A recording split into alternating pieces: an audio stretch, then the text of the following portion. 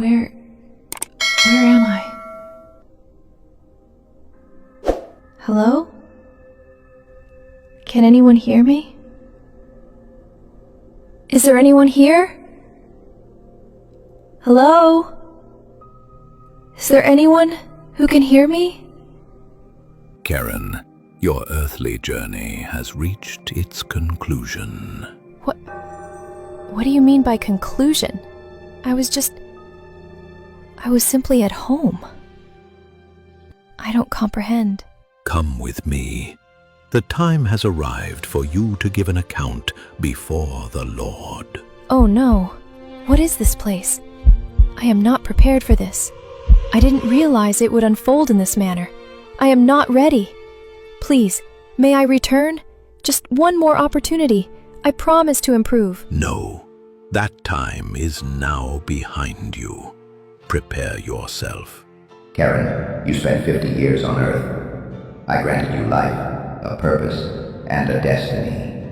Now, what did you accomplish with the life I bestowed upon you? Lord, I attended church, sang praises, and contributed my tithes and offerings. I even assisted others. Please, Lord. Yes, Karen, you contributed your tithes and offerings, but tell me, how did you acquire that money? Did you believe I was unaware of your actions? Do you truly believe that concealing your sins with offerings could shield your actions from me? I do not accept bribes, Karen. I examine hearts. I desire obedience, not mere performance.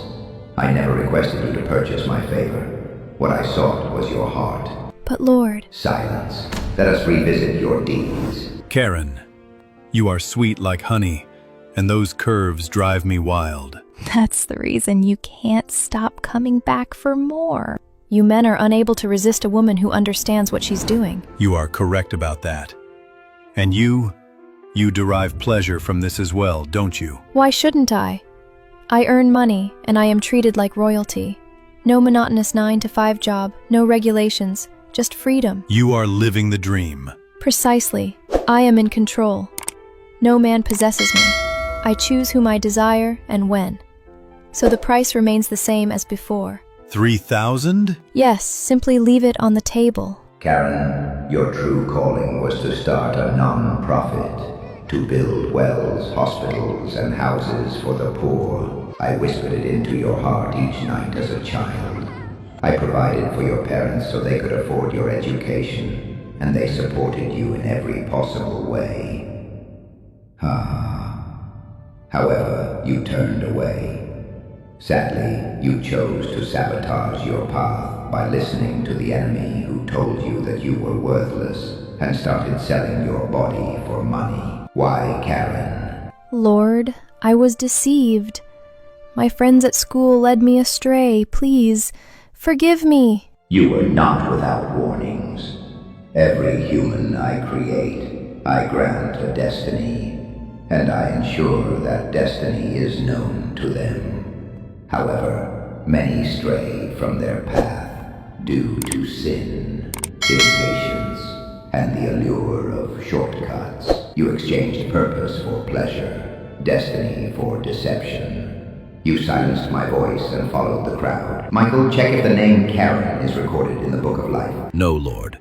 Her name is not recorded in the Book of Life. No. Please, Lord, grant me one more chance. I was unaware. I didn't think. You had 50 years, Karen, 50 years to turn away from sin. But you chose your path over mine. Michael sees her and casts her into the deepest part of the fire, where there is weeping and gnashing of teeth. Let her experience what it means to reject the destiny I bestowed upon her. No. Please, Lord, grant me one more chance. I was unaware. I didn't think. Karen, it was never about religion. It was about relationship. I was with you, but you never truly knew me. Depart from me, for you chose the world over my will. Karen attended church, but never surrendered her heart to God. She recognized her destiny, but discarded it for fleeting pleasure. She cried too late. Dear listener, God bestows a purpose upon everyone. He whispers it into your heart, but you must listen and follow. Attending church is insufficient. Living for Him is what truly matters. Do not delay until it is too late, as Karen did. Matthew 7:21. Not everyone who says to me, Lord, Lord, will enter the kingdom of heaven, but only the one who does the will of my Father who is in heaven. This verse teaches that merely professing belief in God or addressing Jesus as Lord is insufficient for entering heaven. God desires us to fulfill His will. This entails believing in Jesus, trusting that He is God's Son who died for our sins, obeying God's teachings, and living in accordance with God's desires, such as loving others, being honest, and assisting those in need. In simpler terms, it is not solely about words or attending church. It is about genuinely following God in your heart and actions.